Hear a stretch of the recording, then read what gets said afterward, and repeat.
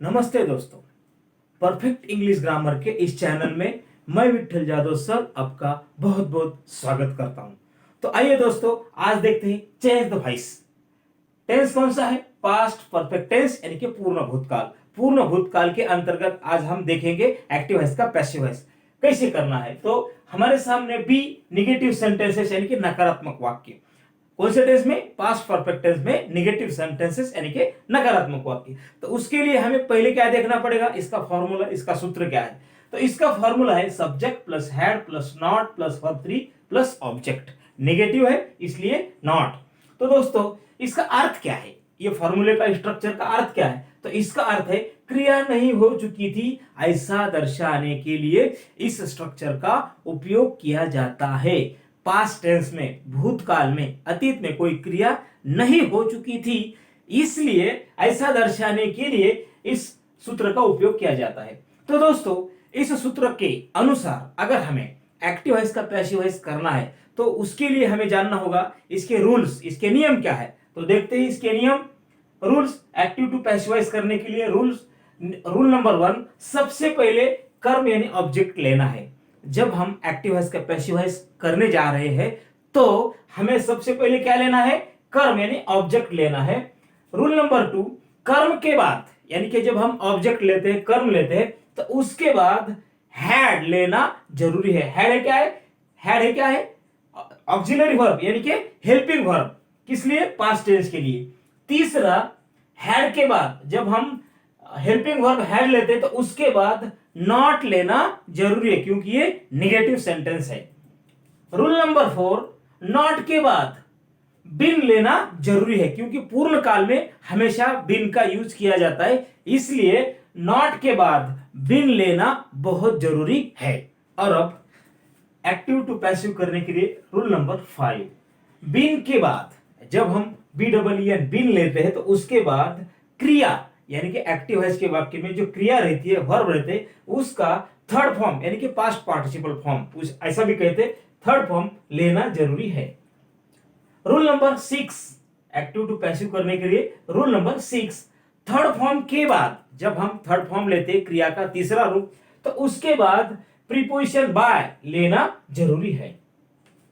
Rule number 7, bye के बाद कर्ता, एक्टिव वॉइस के वाक्य में जो सब्जेक्ट रहता है, कर्ता रहता है, उसका बदला हुआ रूप लेना जरूरी है। तो कर्ता क्या रहता है? कर्ता अगर आय होता है तो उसका बदला हुआ रूप मी होता है, यू है तो उसका बदला हुआ रूप यू, अगर वी है तो उसका बदला हुआ रूप अस, अगर दे है तो उसका चेंज होता है देम, अगर ही है तो उसका बदला हुआ रूप हिम, अगर सी है तो उसका बदला हुआ रूप हर, अगर इट है तो उसका बदला हुआ रूप इट। इस तरह बदलाव आ जाते हैं।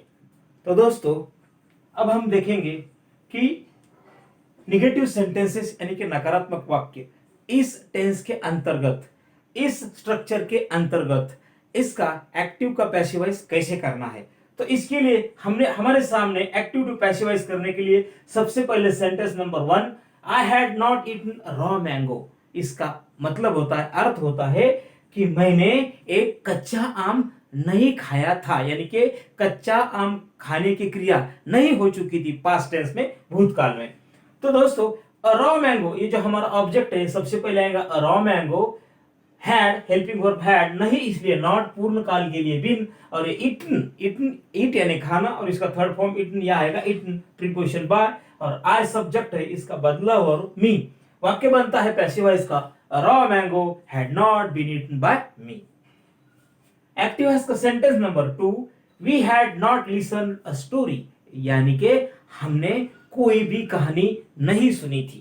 तो इस वाक्य में अ स्टोरी, ये जो ऑब्जेक्ट है, सबसे पहले पैसिव के लिए अ स्टोरी, ऑब्जेक्ट है हमारा अ स्टोरी, हैड नहीं इसलिए नॉट, पूर्ण काल के लिए बिन, और लिसन यानी कि सुनना, उसका third form listen, preposition by, और वी का बदला हुआ रूप सब्जेक्ट का अस। वाक्य बन गया पैसिव वॉइस का, a story had not been listen by us.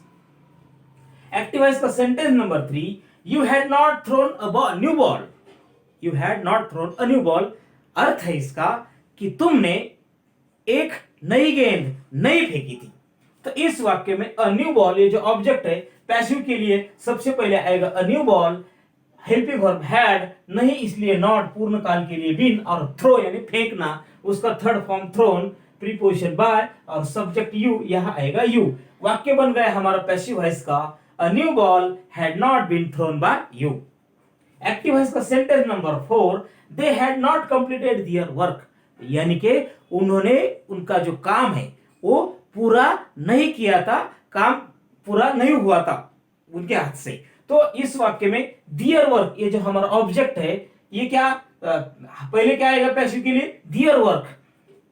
Helping verb had नहीं इसलिए नॉट पूर्ण काल के लिए बीन, और कंप्लीट यानी कि पूरा करना, तो कंप्लीटेड इसका थर्ड फॉर्म प्रीपोजिशन बाय और सब्जेक्ट दे है, इसका बदला वर्ब देम। वाक्य बनता है पैसिव वॉइस का, their work had not been completed by them. और अब एक्टिव वॉइस का sentence number 5, he had not sung a sweet song, यानी कि उसने एक स्वीट यानी कि मीठा, स्वीट यानी मीठा, मीठा गीत नहीं गाया था। तो इस वाक्य में अ स्वीट सॉन्ग, ये हमारा ऑब्जेक्ट है, सबसे पहले आएगा पैसिव के लिए अ sweet song. Helping verb had नहीं इसलिए नॉट, बीन पूर्णकाल के लिए, और सिंग सैंग संग, यह आएगा संग प्रीपोजिशन बाय और सब्जेक्ट ही है, इसका बदला वर्ब हिम। वाक्य बन गया पैसिव वॉइस का, a sweet song had not been sung by him. Active voice का sentence number 6, she had not plucked the flowers, यानी कि उसने कोई भी फूल नहीं तोड़े थे। तो इस वाक्य में द फ्लावर्स, ये जो ऑब्जेक्ट है प्लूरल है, तो यहां आएगा द फ्लावर्स हैड, ये क्या है, हेल्पिंग वर्ब नहीं इसलिए नॉट पूर्ण काल के लिए बीन, और प्लक, प्लक यानी कि तोड़ना, इसका third form plucked preposition by और सब्जेक्ट सी है, इसका बदला वर्ब फर। वाक्य बन गया हमारा पैसिव वॉइस का, the flowers had not been plucked by her. Active voice का sentence number 7, Ranjan had not brought a new book, यानी कि रंजन ने कोई भी नई किताब नहीं लाई थी। तो इस वाक्य में ये जो अ न्यू बुक है, ये हमारा ऑब्जेक्ट है, तो सबसे पहले पैसिव के लिए आएगा अ न्यू बुक हैड नॉट, क्योंकि निगेटिव है, और पूर्ण काल के लिए बीन, और ब्रिंग, ब्रिंग यानी लाना, इसका थर्ड फॉर्म ब्राउट, यहां आएगा ब्राउट प्रीपोजिशन बाय और सब्जेक्ट रंजन, यहां आएगा रंजन। वाक्य बन गया पैसिव वॉइस का, a new book had not been brought by Ranjan. Active voice का sentence number 8, Ankita had not made sentences, यानी कि अंकिता ने कोई भी सेंटेंसेस, कोई भी वाक्य नहीं बनाए थे। तो इस वाक्य में पैसिव वॉइस करने के लिए सबसे पहले लेना पड़ेगा सेंटेंसेस, ये जो ऑब्जेक्ट है यहां आएगा ऑब्जेक्ट सेंटेंसेस।